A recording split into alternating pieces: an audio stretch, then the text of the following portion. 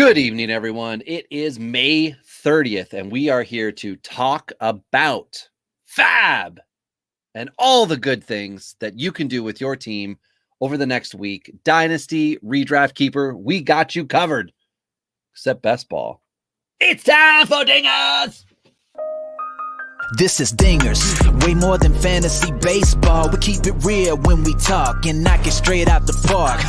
Let's see the stats. What's the average draft position? What kind of plays you making? Check the wins above replacement. Check the lineups and the points. This I gotta see. What's your path to victory? Are they aiming for a dynasty? Get points going head to head. Please don't do me no favors. We're always watching waivers. Ain't no minor league. This is major. Yeah, Dingers. Let's go. Welcome to Dingers, the only fantasy baseball podcast for smart people. It's not just Pablo Lopez that wins you championships. That's why week in and week out, we're delivering tips and strategies to help you live that straight up OG lifestyle. Tyler Shaw's joined again by Robbie Baseball. Don't call him Robbie Rainman. Or do, you know, and the Snake Man, whatever you want to call him. We're here tonight to talk FAAB and who you need to be thinking about this time of season, because it gets messy. We've all got injuries. Our benches are thin. Everybody's here to win. So let's talk about that tonight. Robbie, pink and blue bat, are you having a gender reveal live here tonight? No, but this is to show, this is kind of an interesting bat. So this one has the, like, what was this, like the mid 2000s Jays logo on it, right? Like that one. I'll have to take pictures out. And then this is the classic one, nice. Blue Jays, the original. So these were from 2007. And there's a little note on here. It's hard to read, but it says, sorry and happy engagement. Nice. Or everything, whatever it says. Because these are the bats that a dude bought for us when he accidentally spilled beer all over myself and my newly minted fiance the day I proposed, which would have been July 21st, 2007. And I only know that because that's my birthday. So I've got those down here because those are now my whacking sticks, just like the Simpsons with the snakes. Nice. Because I've seen too many snakes down here now, which is 2 snakes, and I'm constantly on the lookout. What you really need is Samuel L. Jackson. that is what I need down here, because we found some big ones in the yard, which they're all gardener snakes, whatever. So I'm not concerned for venomous purposes. But I don't like it. And my wife bought some hanging baskets from Costco, and we brought them inside last night because it's frost. Hey, it's Canada. We got frost last night. So they were inside our guest room, and she opened it this morning and screamed. So I went up and like, what? Oh my God, what did you find? Don't be a snake. Please don't be a snake. And it wasn't, thank goodness. It was a lizard. And apparently it's an invasive species from Florida. And that's where Costco gets all of their hanging baskets from. Oh, joy. The reptiles in my house, I don't like them. There's just a small little dude, but, much like the last guy on your roster, we punted him and put him outside. He is in the yard. Hopefully a bird ate him. But yeah, that's how my life's going, Ty. How about yours? You know what? Had a weekend to relax a little bit. It was kind of nice. I dislocated a rib in my sleep, of all things. So that was fun. Ouch. Sneezing over the last... Oh, okay. Has been I didn't do it sneezing. I literally just woke up Thursday morning and was like, oh, I can't breathe. This is fun. So it was just kind of one of those things where I did the man thing on Thursday where I tried to completely tough it out. And then Friday morning, I was like, nope, hard stop. We're going to hit up the chiropractor. I'm not getting out of bed, dear. Yeah, I literally called the chiropractor from bed. And I was like, do you have something for me? She's like, 45 minutes. I'm like, cool. See you soon. It was fantastic. Wow. Yeah. Geez, that's right. I got needle number 1 today. I'm a Pfizer patient now. Nice. I'm starting to feel it a little bit. Pfizer bot, you mean? Sure. Pfizer bot. I don't care. I would like the world to return to normal. And in my neck of the woods here, there's a church Trinity something. And they're holding some type of open sermon somewhere in Waterloo. They've like blocked streets off. So, we're getting that kickback in our neck of the woods that America had months and months ago. But whatever, we're all trying to just live our lives as best we can and doing what we think is right. Just like we're going to tonight when we get on topic, but we can't do that straight away. A long time ago, someone decided to put stuff in glass bottles. In some of these bottles, they put juice or milk, and that was stupid. Today, only alcohol and a few other products remain in the containers from the gods. It's time for beers and bourbon, because good advice only comes in a bottle.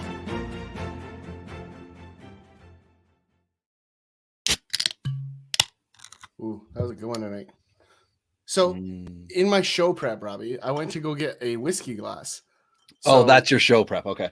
Yeah. So we were going. And, what do you mean show prep? I was getting my beverage. Oh, gotcha. So we're 2 full months away from moving completely out of this house. So I went to go get my whiskey glasses today. They're missing. I'm like, where are they? They got packed already? Like, they're packed. I'm like, what am I supposed to use? She's like, regular glasses.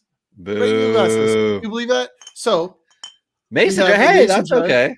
Yeah, which is probably the original glass of bourbon, which I'm drinking this evening. So yeah, that's true.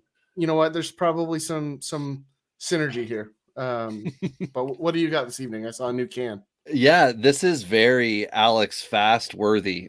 This is Railway Cities orange creamsicle ale, classic creamsicle ale. Yeah.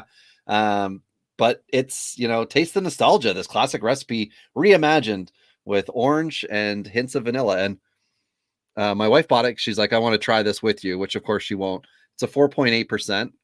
No, she wants to try it after you. That's what she's really saying. Yeah. Well, I think because anything that she thinks might be a little bit fruitier, a little lighter, she's interested in trying it. But typically where she is doesn't. This? Is it a stay? Is it a go? Where are you at on this one? I'm glad I only have one of them.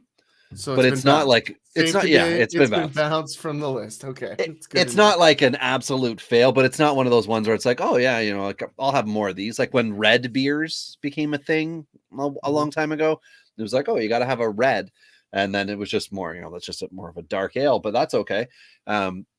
Anyway, let's be on topic. We've got a lighter list today and some do's and don'ts that I think fall into this same category. So Ty, if you want, I can kick us off here. And before we do kick in, just a reminder to everyone watching live here on the stream, fire some questions. If you've got guys you want to know about, guys you want to know if you should be attacking or buying or selling, by all means, that's what we're here to talk about. So jump in and ask those questions. We're happy to answer them here live on the show. So Robbie, let's dive right in. Let's get dirty tonight. Yeah, so we've got old man Evan Longoria, San Francisco third baseman, who's knocking the snot out of the ball. He does have, I think, a top 10 hard hit rate this year, which is the big turnaround for him. Only owned in 29% of Yahoo leagues right now. The season stat line looks solid. However, it doesn't look good enough that people are like, I'm in. When that old man syndrome comes in, they've got to be back to career best. And right now, Longoria's got a 267 average, 25 runs, 26 RBIs, 1 stolen base, and 8 dingers. This is awesome for Evan Longoria. I think he's somewhere around his at-bat total from last year. He might be a few under when I was looking before we came on here. And he's already at or exceeded numbers from the shortened season. And that's including home runs, which he has more of. So I think in every category, maybe he had a stolen base last year. I don't recall.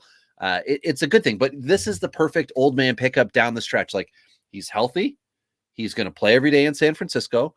And he is not at all going to be forced into a situation outside of some type of weird trade that could happen. But he's not going to be forced into a platoon or a split situation unless, like I said, he's traded. And San Francisco is doing so well. I did a live stream earlier in the week just discussing kind of what was going on with some weekend series and stardom sit-em stuff. And I was afraid of the Dodger pitchers going up against San Francisco, even though it was in LA. And I mean, the guys got hit up. Like Bueller got hit up on Friday. San Francisco's good. I'm just going to say, it's not fluke anymore. We're a third of the season Tampa in. Bay good, right? Yeah, you can't figure out why they're good, right? Yeah, absolutely. It's one of those weird formulas. They got something they know, right? And it's been 2 years now, like a shortened season and now part of a full season. It's a Farhan Zahidi, right? That's he's getting it done in those little intricacies that win that you win ugly. And it's not like Oakland ugly, Moneyball, where they're just using a strategy nobody else is using. they're adapting and putting players in a position where they're naturally going to succeed, and then just trying their best to give them rope when they aren't succeeding to do it. And yeah, so anyway, San Francisco's got a couple guys, but Longoria is the one that has the lowest ownership percentage, and in my opinion, the highest likelihood to just continue on that road of consistency. Now, that means by the end of the year, we're looking somewhere in the 70s for runs and RBIs. If he has a little tick up, we could be into the 80s and well into the 80s if there's a stretch of hotness. But the drop off doesn't seem like it's going to be to the point that both run and RBIs are going to be in the 60s or low 60s for sure. So I think there's a lot of production left in Evan Longoria for this season. And the hard hit rate, if that can continue, then he can actually improve and get on a real hot streak like the next guy was Miguel Sano. Sano with his 9 dingers, 22 RBIs, and 17 runs has that smelly 204 average. And a week ago, everybody was talking about how he had a great week, which means 2 weeks ago he was doing a lot better. He is now dipped down. This is the live and learn scenario. If you weren't early on Sano, now probably isn't the time. His ownership in Yahoo is 64%. I'm sure it's higher everywhere else, but this is somebody that you might want to look at acquiring in Dynasty just as a bench piece, not as a starter, somebody to see, is there another wave of Sano goodness coming? And if there is, you could have him. But again, I would absolutely proceed with caution. An interesting thought here on Miguel Sano is actually the value he drives to your fantasy team is by owning the other Minnesota Twins, right? Because he brings that power slot to the back of that train that I always talk about that makes you pitch to the guys ahead of him, right? So a guy like Alex Kirilloff, who's probably going to do a lot of hitting out of the 5-hole, is going to be a guy that benefits from having Miguel Sano behind him. So I'm not ready to target Sano, and because I would rather target the guys around him. Because I think they get the boost as opposed to Sano. And kind of back to Longoria really quick. I don't like Longoria because of the singular position. If I was getting 2 positions out of Longoria with those stat lines, I'd be a lot more comfortable with it. I'd rather have a guy like Ian Happ or a guy like try to go get a Kevin Biggio buy low scenario, or even Joey Wendell, right? For the similar stat line. I don't think there's a buy low in Joey Wendell though. I mean, he's a top 100 player, and now that Willie Adames, who I meant to put Willie Adames on here, but at the same time, like, I think this is such a little blip for Willie Adames. It's not like in 3 weeks, he will not have stabilized what he did over the last week, which was like a big home run, new team hype, right? Everything's good and shiny. And then it's going to get back to the same old.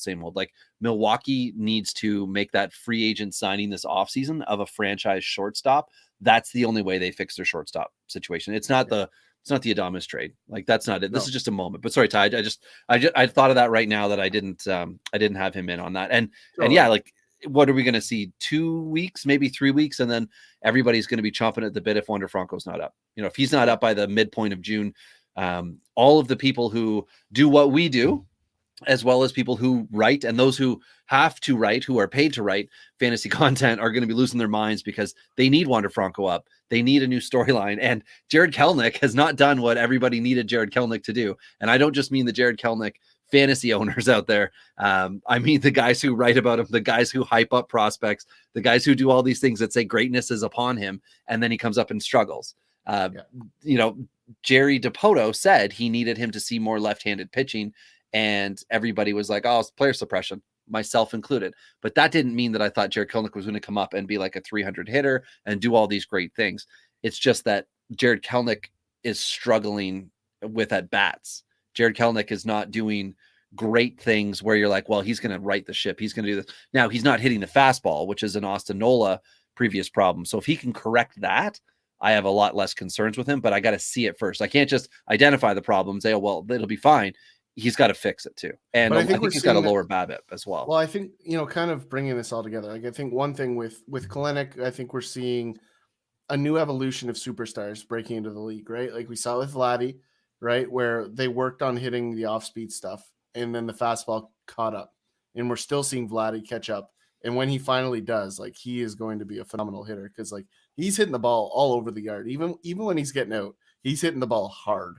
So, that evolution can still very much happen to Kelenic, because a lot of people were saying the exact same thing about Vladdy when he came up, right? So it's not press the panic button, but reeling back. Oh, no, definitely not press the panic button. Yeah. But back to Wander, interesting thought. Like, Brandon Lyles needs to start hitting the ball, or he's going to find himself on the bench real soon, because Wendell is, if Wander does and Brouillon comes up too, like there's not going to be at bats for Brandon Lau the way he's seeing them now. And I think that's why they're trying to get him to figure it out right now. They're throwing him into the 2-hole. They're throwing him in the 4-hole. They're testing him to see if he can make the adjustment, because his time is running out. Well, and Austin Meadows, Ty, to your point about struggling Rays, Austin Meadows has turned around, got the power stroke back going, and that's the important thing for Austin Meadows. Now, he appears to be their fourth outfielder, but their primary DH, which is fine. That is, I don't care if that's health related. It doesn't matter to me as long as he's going to get enough games in the outfield that it's going to carry over for next year. I'm fine with him getting the bare minimum of what it's probably going to be 20 games across the board for him to carry over as outfield eligible. If he gets 21 games, I'm happy. And the rest of the time he can be healthier as a DH and concentrate on the hitting. I will take that all day long.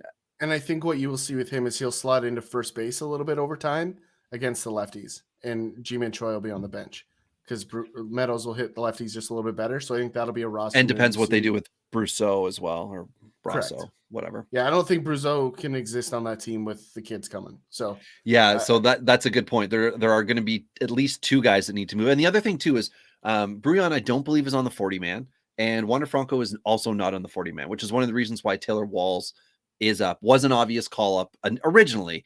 And when Adames was traded, it was like, oh, he's coming, Wander's coming. And I remember thinking like, well, he's not, but it would be cool if he did. And like, that's the end of my thought process on that, right? It's like, oh, well, that would be really nice. I just don't think it's logical for it, Tampa Bay to make that move, because there's other corresponding things that need to happen. So, but anyway, so on to the next guy here with Miami.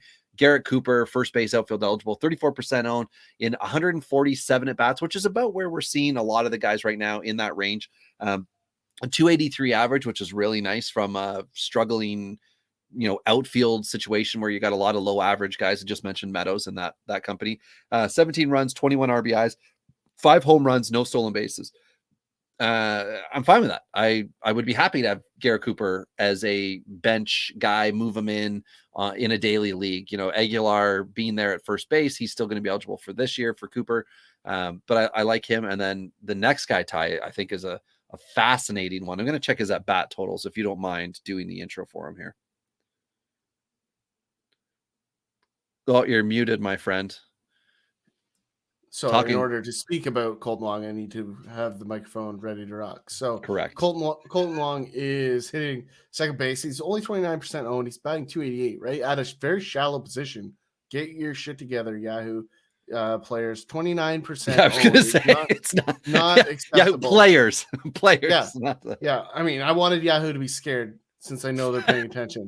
But 288 average, 21 runs scored, 12 RBIs, 5 stolen bases, which is a nice tick up for Colton Wong with 2 bombs. So, there's a reality of Colton Wong probably regressing to the mean here a little bit. That's my expectation for Colton Wong. But again, second base is extremely shallow, right? This is a very, very shallow position. So owning yourself some Colton Wong isn't a bad thing. He's certainly going to be able to support you at second base if you're in a situation where you have an injured second baseman. So I certainly wouldn't shy away from that. But yeah, I mean, it's an interesting one. I think I'm still mystified by how Milwaukee keeps winning games. Honestly, I don't know how they're winning baseball. It's the Peralta and Burns can get it done. Win or loss, they're keeping their team in it. And then they just get like production as needed. It's kind of like, okay, so we need 2 runs here, guys. We're down 1. Let's get it done. And then poof, magic happens and it works for him. And Wong has done that in 146 at bats. So that's what I wanted to check, because the next guy up, Jerkson Profar, with San Diego, second base outfield eligible. So that's that second position that Ty was talking about earlier, making him a little more valuable. 41% owned, so owned a little bit more as well. 242 batting average for him in 153 at bats. So, just basically 2 games difference. 27 runs though, 16 RBIs, 9 stolen bases, and 1 dinger. So Profar is offering a lot more, except average. and the average is 242 to Colton Wong's 288. However, Colton Wong is going to regress, as Ty had already mentioned, and Profar could just continue right along the stretch. Now, I don't know if this is Profar just saying, like, put me in, coach. What do you want me to do? I'll take that base. I'll lay down a bunt. I'll, ground rule. I will drive that run in, tell me what you need. But when he's getting 27 runs, he's on base a lot. And that's a good thing for a team like San Diego, who we've talked about before, are stacked with options, MLB options. And to have a guy like Profar kicking around, that's a good thing on your team too. In fantasy, you can just look and see, like, oh, do I need steals this weekend? Maybe I will put him in, because of that outfield. If you're in a 5 outfielder league, there's no reason why you can't afford a spot for him unless you went heavy with outfield and you're the only fantasy GM who does not have injuries. And if you are that guy, good for you. No doubt. Tell us how did you manage? Everyone has injuries right now. It's almost impossible to avoid. I lost in our home league this week purely on the basis I didn't have my Houston Astros outfield. Right, that was the sole reason I lost this week. I definitely want to missed half the week. Well, I definitely want to have the conversation. Maybe next week is a good time for it, to discuss the postponed games and how we're losing 4 innings as a result of it. And because we're instead of getting 2 9-inning games on a Tuesday and a Wednesday, we're getting 2 7-inning games on a Wednesday if we're lucky. And then today we had a postponement between Miami and Boston, which is not being made up tomorrow, I don't think, because it looks like Alcantara is going to start, who was supposed to start today. He's going to start Tuesday now. Let's save that for the show, for the pod this week. Yeah. Okay. Sure. So we can kick that off before, because we're going to do. Go ahead.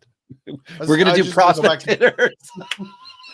Bueller, right in the way. We just going to talk over each other the rest of the, because we are going to talk about prospect hitters, but we can kick off the show with that, and then any listener questions that we get, because we have had a few trade ones that I didn't want to get into tonight. I wanted to save them for Thursdays. There we go. Okay. And just really quick to finish I'm done speaking. Here's the mic. Yeah, I'm already in. So stop talking. So, just getting in on Jurgensen Profar. Start against the righties, sit against the lefties. That's the play. 167 versus lefties this season. So, clearly he's a switch hitter. The left platoon for sure. When he's switching to the right side is his weakness. So stay away from him when he's hitting right-handed. But if you can get in there with the lefty at bats, that's what you're looking for from a Jurgensen Profar.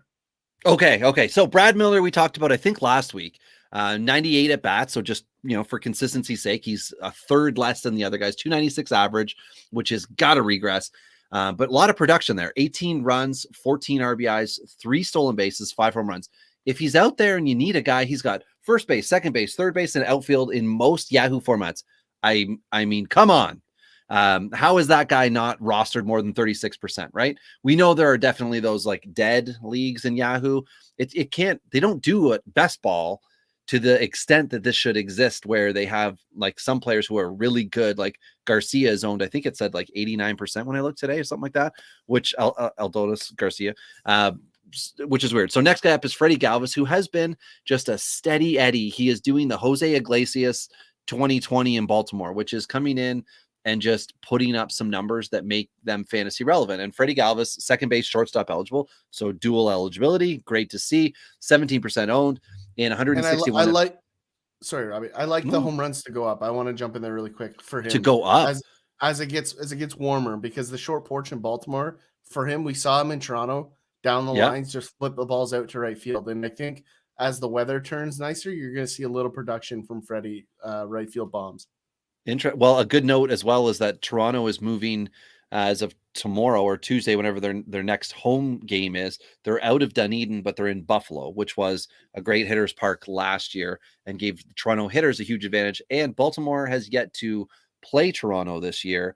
And that means that there are still 18 matchups between those teams in good parks for hitting. So Galvis has 25 runs, 20 RBIs, 1 stolen base, and as Ty said, more dingers to come, but still 7 as of right now, which is interesting.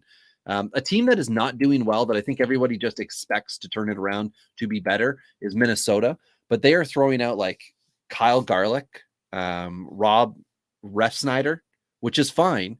Because I own Kyle Garlick in a couple leagues, so it was okay. He kicked around the waiver wire, the MLB waiver wire this offseason from team to team, settled with Minnesota, has gotten time and has done good things with it. And now it looks like Refsnyder, which I'm saying correctly, I'm sure of it, who's 7% owned in 42 at bats this season, has a 381 average. But this is the thing that's fun, because average can just, be a thing. He had like a 200 average in the same amount of at bats last year, but he's got 9 runs, 9 RBIs, and 2 dingers. I'm happy with a guy that can get production like that. It's just a matter of, is he going to fit on my roster? So we put it to you guys who are in those bigger leagues. If you're looking for somebody who might fill a gap, if you've got injury issues, Patrick Wisdom is somebody who came up with the Cubs last week. I think maybe it was just over a week ago now. And he's been able to get some stats of note. And he's one of those 30-team league type guys who you might still be able to go and get off your wire. This is one of those guys. There are 2 guys left side. Don't forget, was a decent farmhand for the Yankees coming up, right? Like, this was a guy that they expected to be a long-term second baseman, and then he got to the pros and never really got there. So this could be, a future member of Team Post type. My concern with Refsnyder is just playing time, right? As that team in Minnesota gets relatively healthy, like, it doesn't look like they have anyone on that group that has long-term injuries. So I would expect his playing time to dip just a little bit as they get healthy. Yeah. That would be my only concern there. But yeah, I'm in agreement with everything else. Kyle Garlick, on the other hand, is this year's Jose Siri. So, let's just put him in that group of guys that have uber AAA production that but he's converted it. Garlick has converted it to MLB. That's the difference. Like, he came up in the 30-team real money auction league that we're in, Ty, Garlick is rookie eligible, and I have started him too many times. To the point that he's just now like my either left or right outfielder because of injuries and poor decision making in the offseason. These are the kind of guys, the Refsnyders, the minimum guys in contract leagues that can get you so much further. And Kyle Garlick is one of those guys who right now has been able to, help to keep me in and around 500. Which has put me like within 2 or 3 games in my division, where we have 162 games. So it's not like it's a week to week thing. But he is one of those guys. Which is why I wanted to mention just another one. As we're getting further into the season, we need to start to look for these guys, right? The guys who could end up with a stretch of 100 at bats over the next, whatever month. And Jose Siri is bad in 356 so far this season in AAA. Yeah. Right? Like, we mentioned him 2 weeks ago. Yeah. Just mention him again. And Siri he's with Houston. So the opportunity for him to play might be limited, but if he does get up, he's going to be in a good lineup.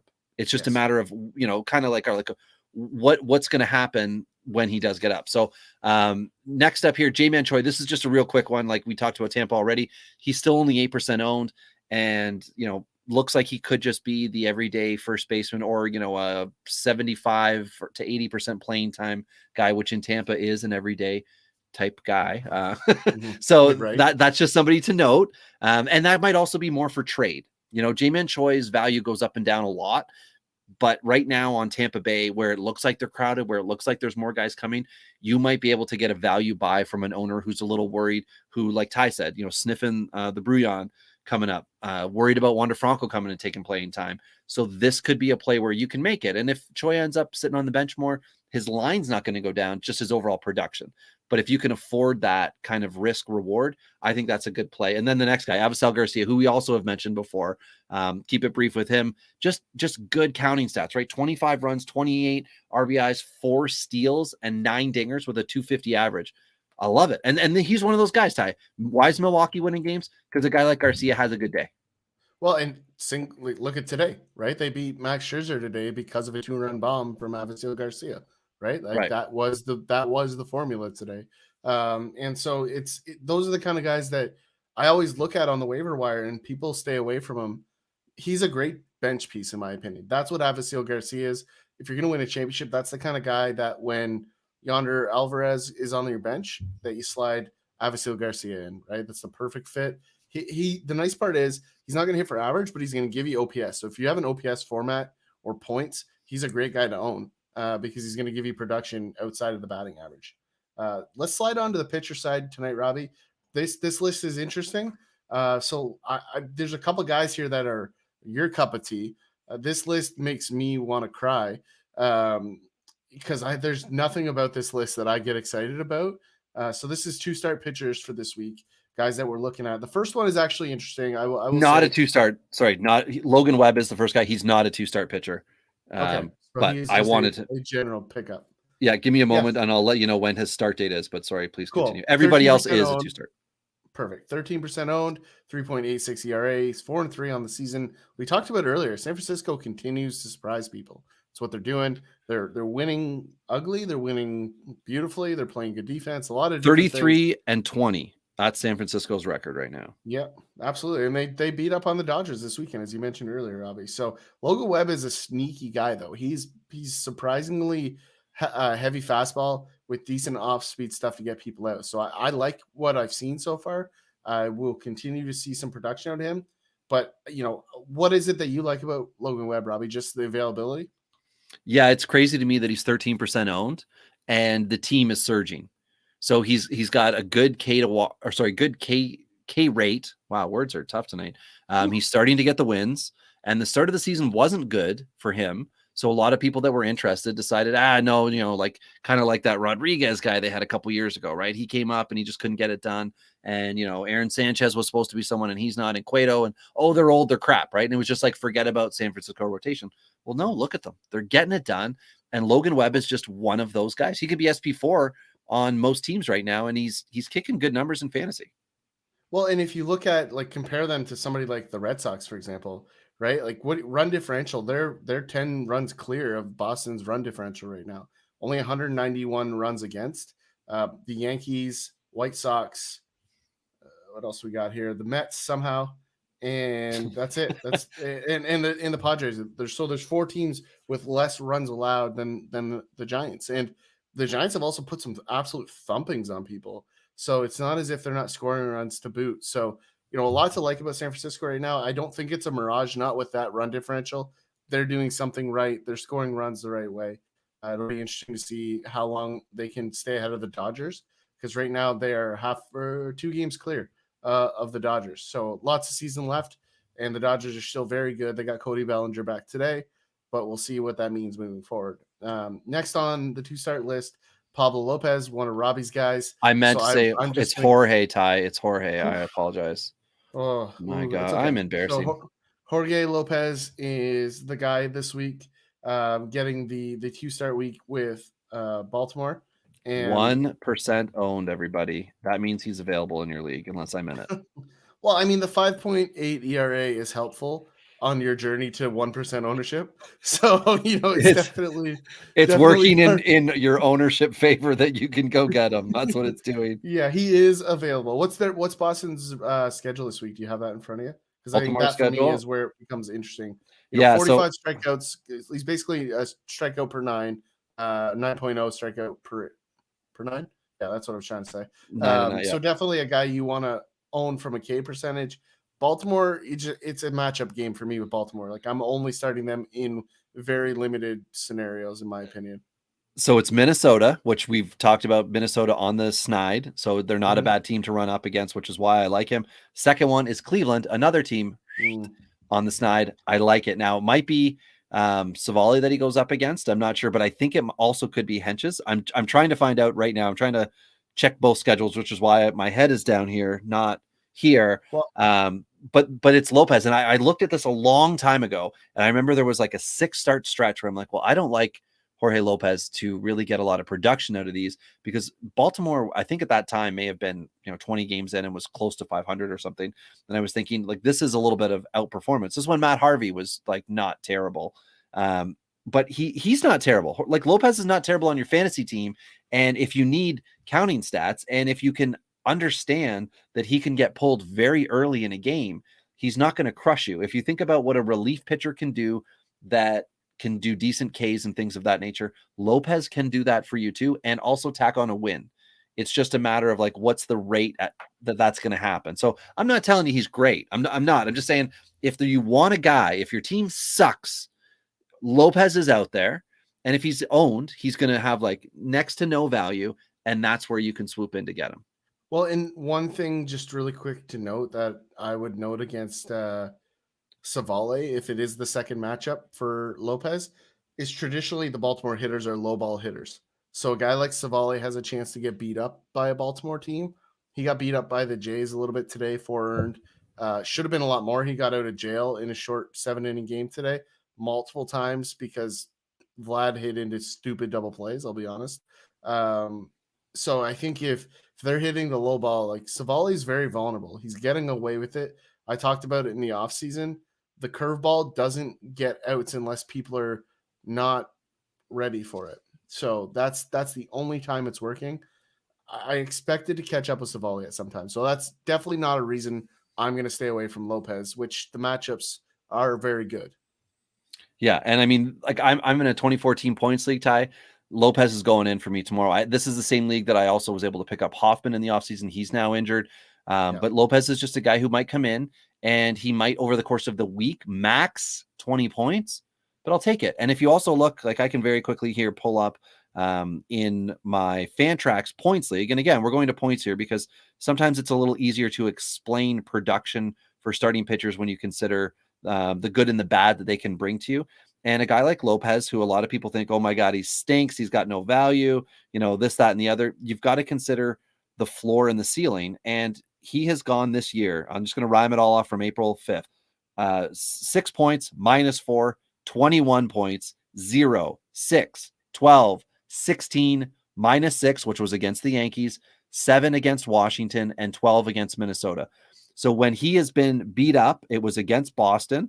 It was against Oakland, Yankees twice. Everything else has been fine. And that's playing Boston as well with 16 points. So he's not some terrible pitcher you can't start. He's a streamer, like the definition of a streamer. And this, I think, is a really good to-start stream. Like in my NFBC league, like TGFBI, I'm going for him. I'm going to get him for $1 because nobody's even looking at him because that's how I do's it. So next on the list is Trevor Williams, who we have seen have ups and downs. He's cried with his dad. He's cried with his teammates. There's been lots of things in Trevor Williams' career to note. So 3% owned, 5.38 ERA, 3-2, 49 strikeouts in just 43 innings. So the K ratio is where we like to see it for a starter. That's a promising note. Chicago's surprisingly, again, hanging around in the NL Central, 29-23, decent run differential. They're just half a game back of St. Louis, game and a half clear of the aforementioned Milwaukee Brewers. So where are you at with Trevor Williams, Robbie? Is he a guy that you want to be owning? Is there matchups in his favor? What's your preference this week? So Trevor Williams has a terrible whip, 160 on the season, but in the last 2 starts for him, it's been .94. So there's promise within that. And this week he's lining up against San Diego tomorrow, which is a rough one, and San Diego on Sunday, which is a rough one. In between then, they play San Francisco, but I don't think he's going to. Oh, I'm sorry. He is going to get San Francisco. I was wondering why I said San Diego twice. He's getting San Francisco. So he's got work to do within this week. But if he's made those improvements for himself, he's still getting more than a K per inning. And if his whip is going to be down, then he's going to keep himself in games. He can't do anything but lower the ERA. He can't give himself anything but the opportunity to win games. So this might be a 3% owned buy super low and get a lot of production this week. Just like Lopez, you could pair those 2 guys up, which just sounds horrible. Sounds horrible. But at the end of the week, you could have 20 plus innings of quality starting pitchers for nothing. Now, if you're devastated by injury, if something's got to happen with your roster, no, don't cut. But if anybody owns Syndergaard out there and you don't think he's going to be able to do anything for you now that he's going to be shut down for the next 5 weeks and change, this could be one of those situations where you drop him. If he was on your IL, I'm sure you've got another hurt player. You can just put that guy on your IL and then pick up one of these 2 guys and just see what happens. And let us know at Dingers Pod, me at Robbie Baseball 1, or Ty at Tourney Boss, if we have done good things for you. And these could be the kind of guys that get you to come back, get you a little bit further ahead in your league, and boom, the graphics come up. Yeah, just like that. I'm not touching Trevor Williams with those matchups myself. That's just it's the pitcher more than the matchups. That's what it is to me. So I don't start anybody against San Diego. That's just a rule. I just don't do it because they can put up 11 in the blink of an eye, and I'm just not touching those matchups. In San Francisco, I can't figure out. I don't know what their night is, what it is that unlocks them. What's logical to expect other than a competitive game? In Arizona, the same thing. They lost 13 in a row, but they've done some damage to some pitchers coming in today. They finally won today against your boy KK. in St. Louis, right? Like I don't know how to figure them out either. Didn't you just trade for Kim in our home league? Well, I did trade for him because I needed an extra start this week, and I needed somebody that could potentially get me a quality start. So he was a good bet, and I have a roster crunch coming in that league, so I overpaid in my opinion to get him, but I have a roster crunch, and I wanted somebody that would What likely was that give trade? me Just so everybody knows. What yeah, was I like draft so picks 14 team league. Nope, 14 team league. I gave, or there was some draft picks. I gave up Mountcastle and McClanahan in Tampa Bay, which I know I gave up a lot, but I don't have time to wait for these guys. Like McClanahan is on a short leash, and if he got taken out with 63 pitches last week, so I can't afford to take the risk, even though he's great. I'm not going to keep him as a keeper in that league, so it gave me no benefit to hold on to him because I have a lot of guys coming off the IL over the next couple of weeks, so I know that's coming. So I wanted to condense, and I'm weak in quality starts, so that's why I went to KK. I think he's going to get me there, but I got Kim and a 5th rounder, and I gave up a 6th rounder with those two guys just to get it done. I needed to make the move because I was playing the guy in first, and there was a possibility of me taking the lead today to move into first. So that's why there was a bunch of reasons that went into maybe overpaying a little bit in that trade.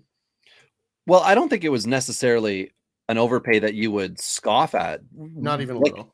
Like you said, you're not going to be able to keep either of the players that you dealt. The guy that you got isn't necessarily a keeper. You ended up improving one round in the draft, the next year's draft, with your pick slot. And also you cleared one spot on your roster. And it's not like the players you gave up were elite players that are going to hurt you. They weren't starters for you. I just think I could have got more for them later in the year. That's why I feel it was an overpay, because Mountcastle's hitting 270 over the last month, right? A lot of people haven't noticed that. McClanahan has been nothing but spectacular with the exception of like one short start. So, there's a great guy. He's just not giving me the wins and the quality starts that I need to hold on to him. So that was kind of the move. But yeah, it's certainly, there's lots of reasons, because Corey Seager is going to need a spot on my roster when he gets healthy. So I did pick up Ross Stripling today and start him as part of that transaction. So I ended up with 2 starters out of that trade for today, and Stripling was fantastic. So we'll touch on him really quick since that's a good segue. Do it. And Stripling is a guy that made some adjustments, and I don't know if you've seen this yet, Robbie. They were talking about it on the broadcast today. Made some adjustments to his delivery. They feel that he was tipping his pitches, and he looked much better. Really? So his glove was up high on his curveball, and now he's got it kind of tucked in a more of a rotational behind his body thing. And he feels as if it's changing his delivery of his fastball, and it's setting up his changeup, which his changeup was very effective today. So I think the big thing for me going back to the well with Ross Stripling that I'm watching for is I want to see third time through. They took him out after 2 trips through today. I still feel Ross Stripling is a 2-time through the lineup kind of guy. Okay. Because the fastball's not good enough to get people out the 3rd time. Which would be why he was the opener earlier this week, and then was able to go 7 strong because he was able to avoid that. He was backed on the opener. So Thornton started. What did I say? You said he was the opener. Oh, I'm sorry. He came in after Thornton. Yeah, he was the seconder. That's right. The seconder. Yeah. So seconder. But 2 times through, I really like him. So against weak lineups, you still could get quality or 7 innings out of Ross Stripling. So I'm paying attention.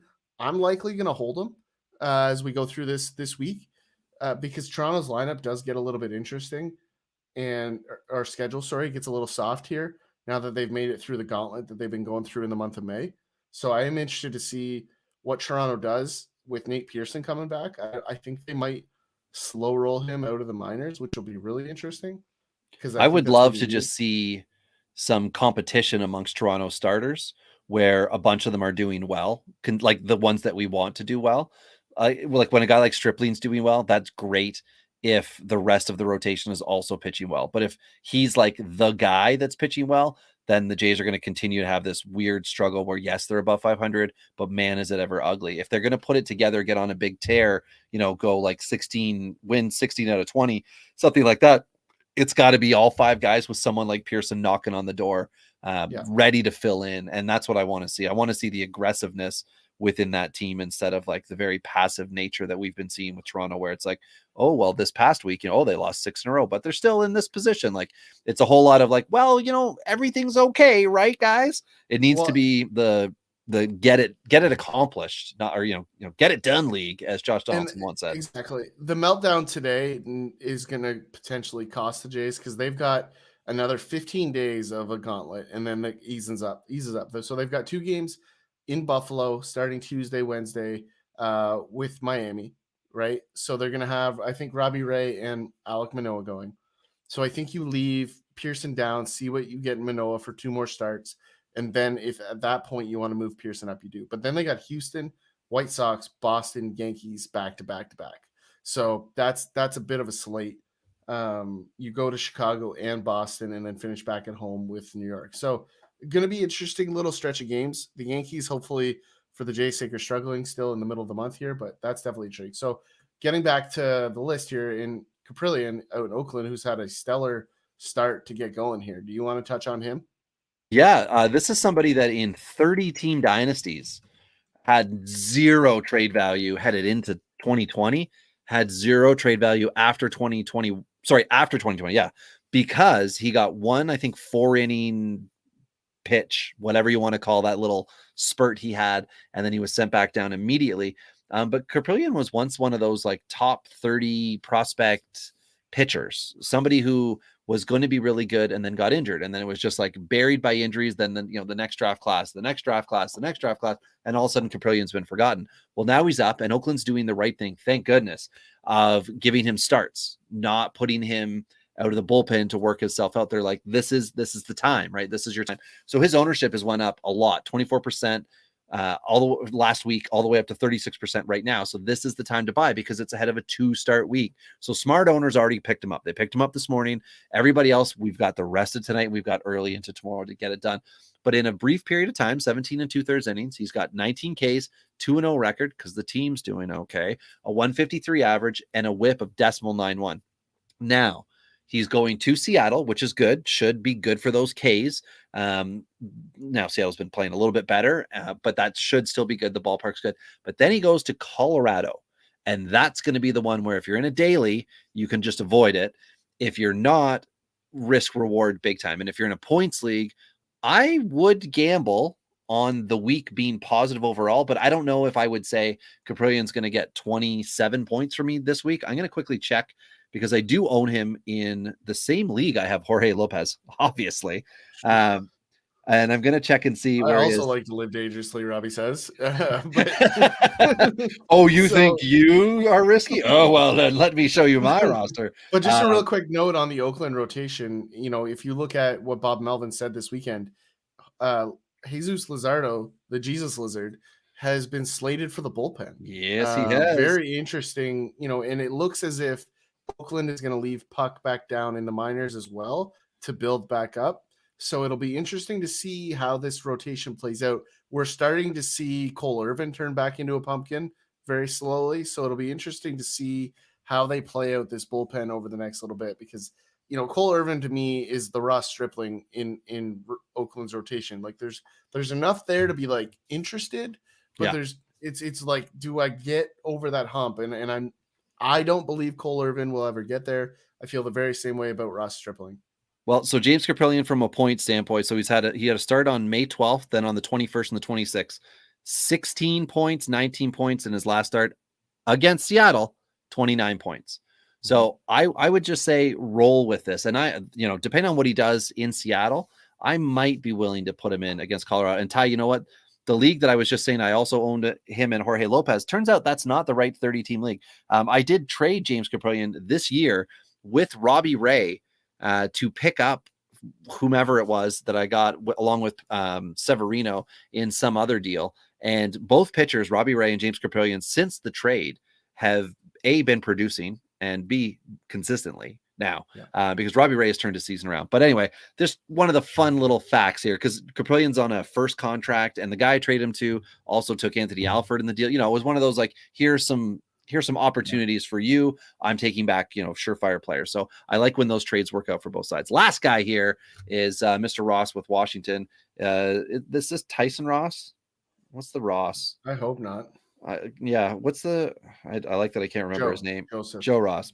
Knew it started with an S. So 5% owned. He's got a 2-start week at Atlanta. Yikes. At Philadelphia. I don't know. So, but the last week his whip has been 1 prior to that, which means his last start. He held it in check.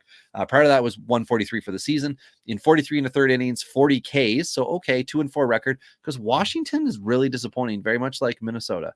They are better than this, but they are not doing it. And his ERA is 5.19, smelly. So he's the last option. And the reason he's on the list high is just because he's 5% owned. I'm not trying to sell anybody on Joe Ross. I'm simply saying he is also a 2-start pitcher who is owned very little. Make the decision as you see fit, fantasy owners. So finishing off with the streamers for this week, guys that we're looking at singular starts that we might want to grab heading down the stretch. Riley Smith in Arizona is currently sporting a 3.27. Hold on, Ty. I think buffed that. Smith. Yeah, it's Caleb Smith. Yeah, I buffed the Smiths up, but let me tell you why I switched it to make it official to Riley. So if you want to say Caleb Smith's line, I'll get Riley Smith lined up. We can discuss. Well, I will just move on to the next guy, and you can take over the Smith. You can blacksmith the Smith once it's done. Right? Is that okay?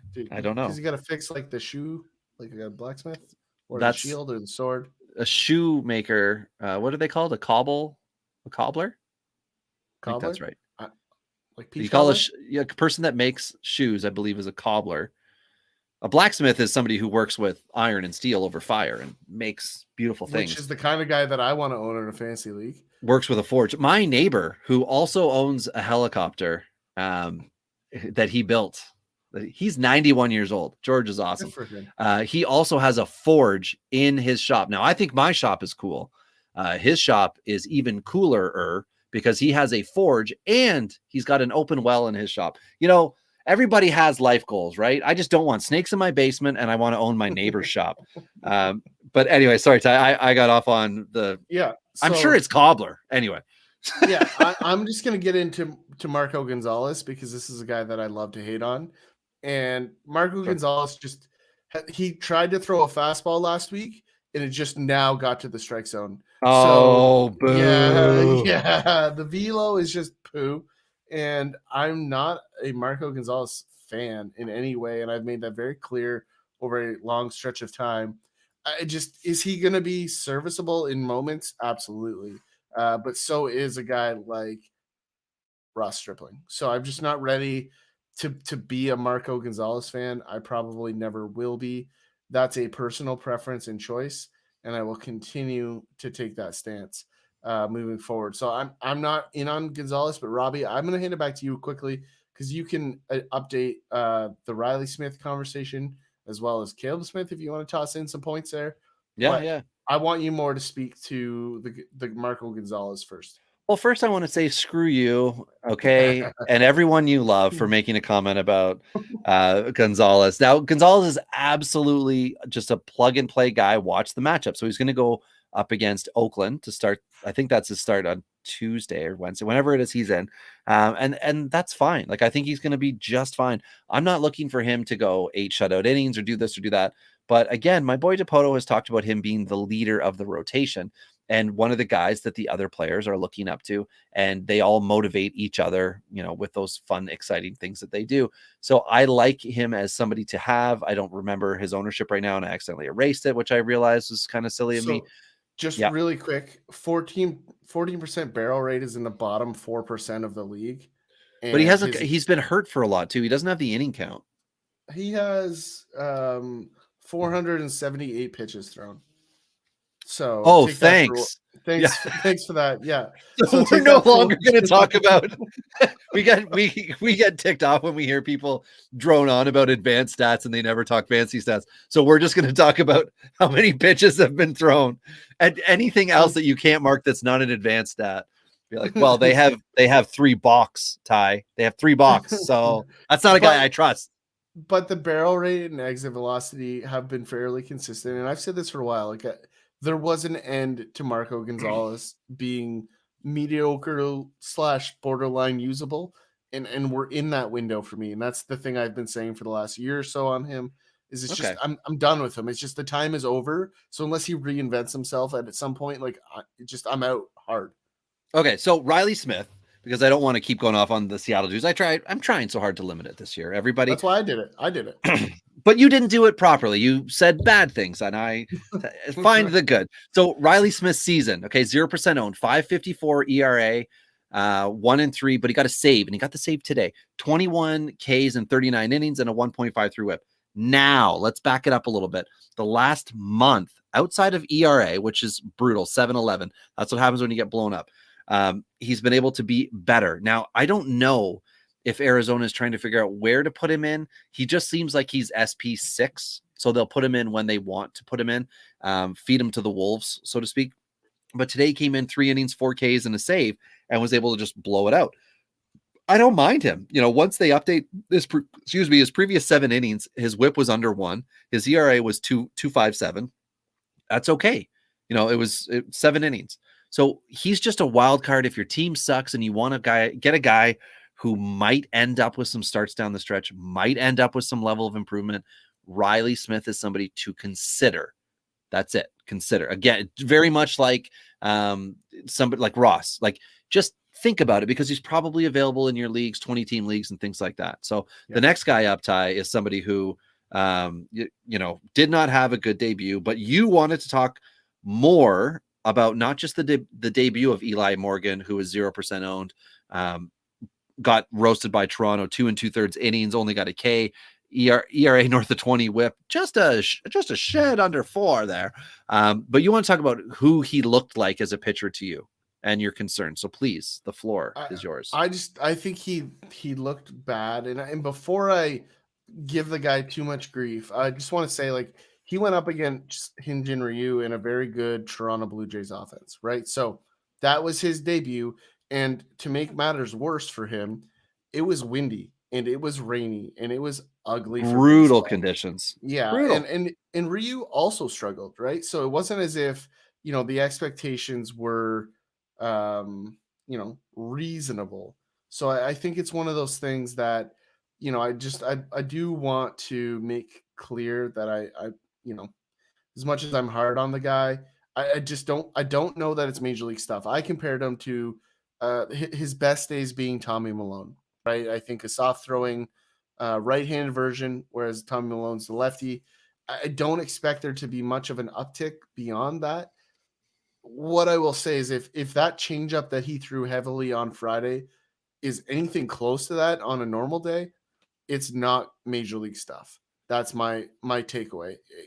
Should it be better in the better conditions?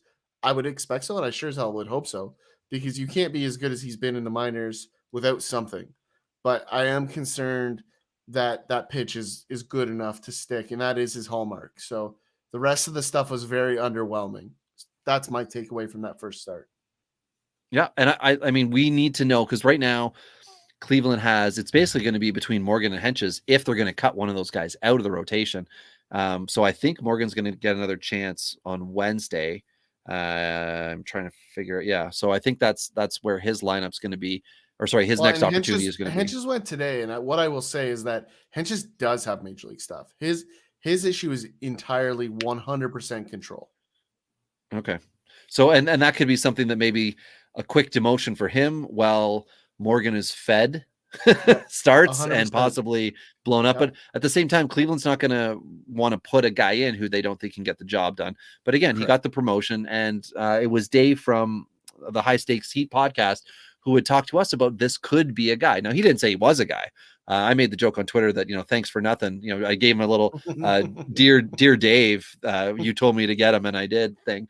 But that was just joking, of course. And it's good to find these guys, right? Even if they don't work out, to know that you have them and you have opportunity, sometimes that's a good thing. Now, the next guy up, you've never heard me talk about him. The name has never rolled off my tongue. It's Patrick Sandoval with Los Angeles.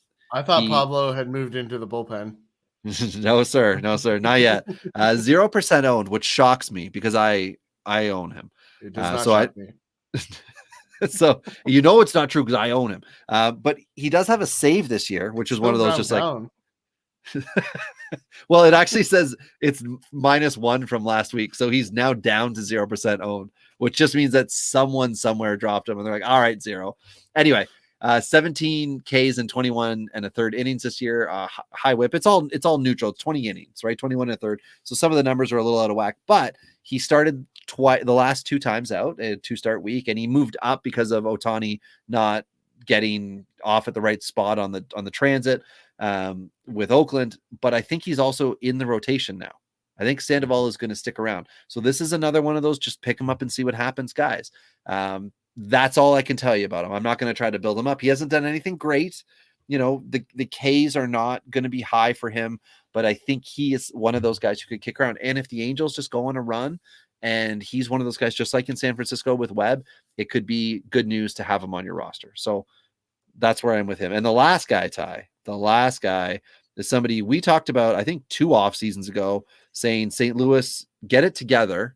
John Gant is a starter. Why won't you start him? And John Gant has pitched 44 2/3 innings this year, 4 wins, 35 Ks, a 1.81 ERA, and a 1.57 whip, which is not good. But he's been a serviceable starter. Yeah, I agree. And I mean, my biggest issue is that he has the hair and he looks like the 4th guy in pretty much every like rock band biopic of the I was going to last say he's a 20 years. wannabe Hemsworth. Yeah, I mean, He's a wannabe Hemsworth. I mean, it does, like, I hope he spends as much time working on his stuff as he does the flow, because that flow, he's like the next CJ Wilson in Head and Shoulders commercial, right? Like, it's just a matter of time. But you know what? We've talked about him. CJ Like, Wilson. That's great. There's nothing that surprises me about John Gant having success. Like, he's done nothing but do this his entire career, right? Like, there's no point in time where like John Gant sucks. Like, he just continues to be good. The only reason he hasn't been more fantasy viable is simply because St. Louis has not given him a chance to give you volume. That's it. Right. And instead, he spent all of that volume on his hair. Nailed it. Well, he brought her back. Brought it all back. Brought her right back. If there has ever been a time to end a podcast and a live stream, it's now. It's there. As soon as we start talking hair products, we're out. Yeah. I mean, I can't be in the conversation. I'm not bringing much to the table unless we want to talk about side flow and facial hair. For those of our listeners that are regular audio listeners, you're welcome, because you don't have to look at us as we do the video streams here. But thank you to everyone that does join us on the streams and ask the questions. We really do appreciate them. It's a great spot to leave it tonight, Robbie, and we'll be back for Thursday for the regular show. But until then, it's been Rob and Tyler here on Dingers.